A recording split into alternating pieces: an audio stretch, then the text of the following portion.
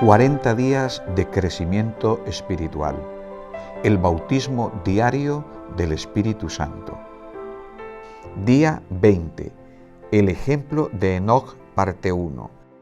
Enoc fue un ejemplo vivo del ideal de Dios para cada uno de nosotros. Su estilo de vida es citado como el modelo que debe ser imitado por todos los que vivimos en los últimos días. El pueblo de Dios que aguarda la segunda venida de Cristo debe ser guiado por los mismos principios que pautaron la vida de este amigo de Dios. El espíritu que hizo de Enoc una persona con una íntima amistad con Dios es el mismo que opera en nosotros hoy y podremos ser y vivir como Él vivió. La palabra profética nos asegura, tenemos el relato animador de que Enoc caminó con Dios. Si Enoc caminó con Dios en esa época de degeneración justamente antes de la destrucción del mundo por el diluvio, debemos recibir valor y ser estimulados con su ejemplo, en el sentido de que no necesitamos ser contaminados por el mundo, sino que en medio de todas sus influencias y tendencias corruptoras podemos caminar con Dios, podemos tener la mente de Cristo. Brillo en nuestra fisionomía. Mateo 17 registra que Pedro, Santiago y Juan fueron con Jesús al monte con el propósito de orar. Allí una nube luminosa los envolvió. Moisés subió al Sinaí para encontrarse con Dios, y cuando bajó su rostro estaba brillando. Hoy también podemos brillar con Jesús y por Jesús. Cuando vamos a Él en las primeras horas de cada mañana, también saldremos con el rostro iluminado, y todos van a notar que estuvimos con Él. La palabra profética habla de Enoc como un modelo que debe ser seguido, pues las condiciones del mundo en que él vivió eran parecidas a las que vivimos.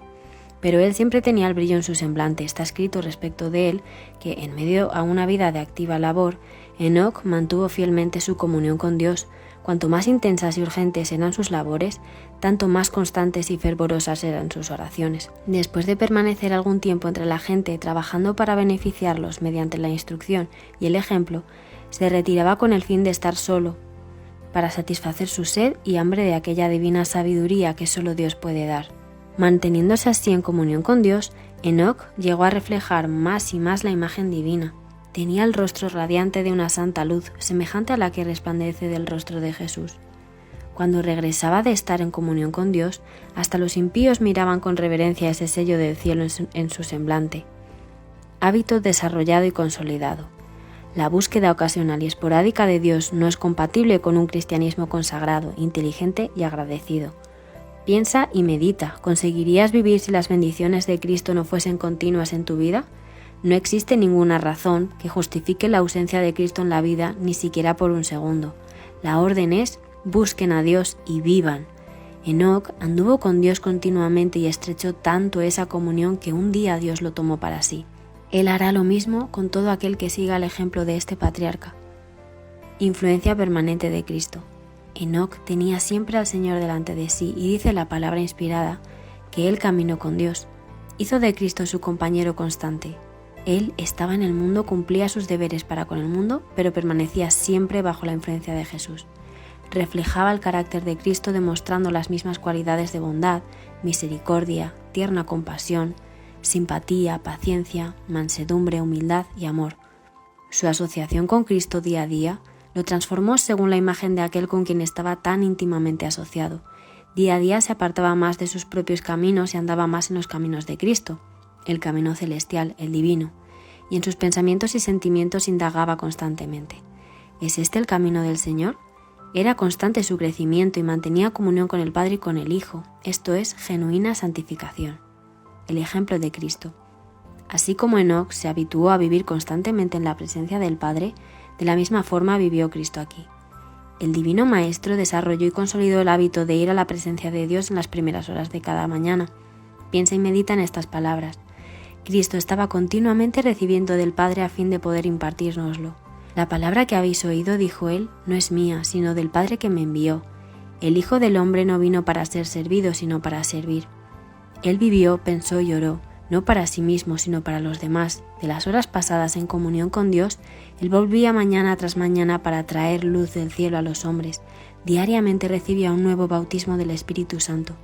En las primeras horas del nuevo día, Dios lo despertaba de su sueño, y su alma y sus labios eran ungidos con gracia para que pudiese impartir a los demás. Sus palabras le eran dadas frescas de las cortes del cielo, para que las hablase en sazón al cansado y oprimido. Desafío espiritual para hoy. Deben realizarse un reavivamiento y una reforma bajo la administración del Espíritu Santo. Reavivamiento y reforma son dos cosas diferentes.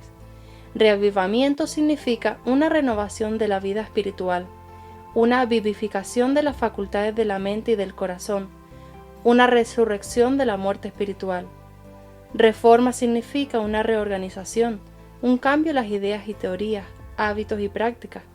La reforma no producirá los buenos frutos de justicia a menos que esté relacionada con el reavivamiento del espíritu. El reavivamiento y la reforma han de efectuar su obra asignada y deben entremezclarse al hacer esta obra. Mensajes selectos, tomo 1, página 149. Mi compromiso para hoy es, primero, como Enoc, hoy decido caminar con Dios cada día y haré todo lo posible para que mi primera actividad del día sea encontrarme con Él en oración. Segundo, como Jesús, reclamo el bautismo del Espíritu Santo para mi vida a fin de vivir una vida de bendición para otros. Tercero, dejaré que el don o los dones del Espíritu Santo fluyan en mi vida y desarrollaré o participaré en un ministerio de servicio y salvación.